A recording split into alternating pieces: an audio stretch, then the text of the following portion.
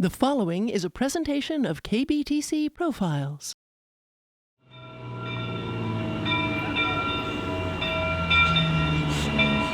Rainier Scenic Railroad exists because people really love trains. One steam engine looks exactly like the next. Who cares? Why does it matter? A lot of the work is trying to give voices and tell the stories of people who don't appear in the written record. We have a collection of locomotives that we preserve, and we're, working to tell the stories of, all of the engineering and design that went behind them, but also the stories of the people that operated them. We can look at the patterns of development. What can we learn about the way we live today? And let's tell the stories of the people along the way. So I'm Bethan Marr. I'm the executive director of Western Forest Industries Museum, which is the nonprofit that operates Mount Rainier Scenic Railroad. I'm from the East Coast, where the railroads are really, really well documented, and the work appears in all of the newspapers. That's not the case out here. It's largely unwritten and untold stories. The railroad was first built by the Tacoma Eastern at the time that the Transcontinental Railroad was being constructed. Tacoma was, the city of destiny, sort of where most business ventures wound up, thanks to the combination of ports and railways. At the time, in the Pacific Northwest, lumber was the big business. The railroad started extending its route south to both logging camps and to service the mills. Logging railroads, when they were constructed, a lot of the times were built to be temporary. All of the buildings, the log camp would be moved in via rail and then torn up and moved out. This was all Nisqually land until about the 1860s when, they were forcibly removed from the area. But there was still a limited Nisqually business enterprise in the area, and railroad prospectors initially hired Nisqually guides to survey the area. And according to the Nisqually elders we've spoken to, the railroad was built through former Nisqually villages, but just along their hunting trails. And that's where the railroad was constructed. This really was the Wild West in so many ways. Log camp life was hard. There was both good and terrible treatment of workers depending on where you were, which railroad it was, which log camp it was. So that's the early history of the railroad.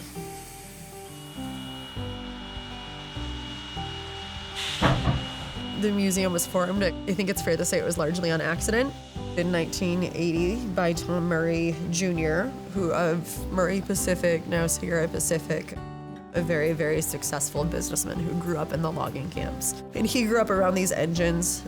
The few that remained, sort of after the scrap drives of World War II, were either being used or were in really, really remote areas and rusting away, sort of isolated. The locomotive next to me here was literally abandoned in the woods, and a man took it apart piece by piece, reconstructed it in his house, and built a barn around it. So some totally wild things like that happened. In a lot of ways, we are a caricature of Americana, of there's a steam engine and Coke in a glass bottle, and it feels like you're stepping back in time.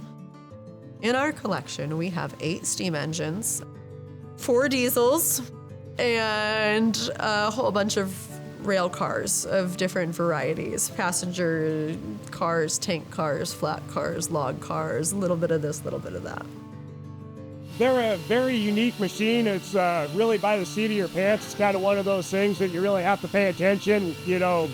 You look the other way for 5 seconds and it can start to get away from you. So it's just a real fun challenge. Every day's a learning experience, and they're a lot of fun. It's kind of something that gets in your blood. It's very much a team effort to get one of these down the tracks. We run train excursions. We'll run well over 400 trains this year. Most of our customers are families. They're people that want to go out and do something cool and take some cool photos. About 85% of our passengers drive over 50 miles, and I think it's 80% drive over 100 miles. So that's significant economic impact for this area, that they're, coming to the area, that they're shopping in our, the gift shops, they're spending money, they're eating lunch out locally, they're staying locally. We appreciate the beauty of Mount Rainier, so we thought, what a great opportunity to come be part of a piece of history.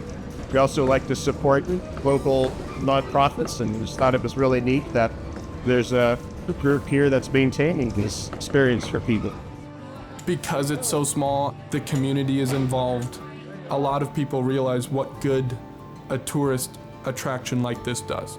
It brings in money to an otherwise communities and things like that that don't have industry or anything like that. I mean, all the communities out here are built on logging. Now logging is kind of waning, and so these communities need something else to replace that, and tourism's a pretty easy thing to do. The towns are all built around this infrastructure. So when we repurpose it, right, we're still using a railroad, we're just carrying different cargo, so to speak. We're repurposing it in a way that's still creating economic impact in the context of the infrastructure that it was all built around, right? So there's a store across the street from the railroad, not on accident. It's there because the railroad was there. Keeping the history alive by doing it and by being there and having it be operational enough that other people can enjoy it, that's what's going to keep the history and things like that alive.